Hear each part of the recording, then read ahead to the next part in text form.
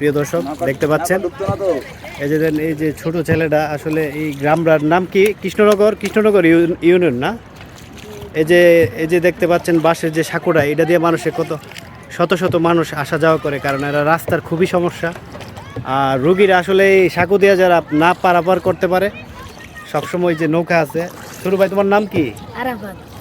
আরাফাতের নৌকা দিয়ে সবসময় পারাপার করে। ধরেন অসুস্থ কোনো রুগী হইলে কি তুমি পারাপার করো?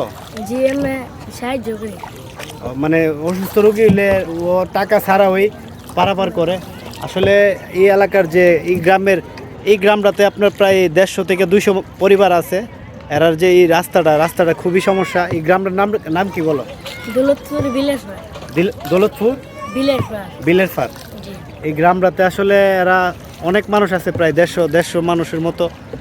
তো এই মানুষগুলো আসলে এই যে বাঁশের যে সাঁকোটা আছে এটা দিয়ে সবসময় চলাফেরা করে। আর যারা অসুস্থ আছে, হঠাৎ করে আসলে একজন মানুষ অসুস্থ হতে পারে, কিন্তু এই যে সাঁকো দিয়ে নেওয়ার মতো কোনো সিস্টেম নাই, কিন্তু এরা নৌকা দিয়ে পারাপার করে। তো ছোট ভাই তোমাদের গ্রাম কি এই গ্রাম ওই? জি। আচ্ছা আচ্ছা।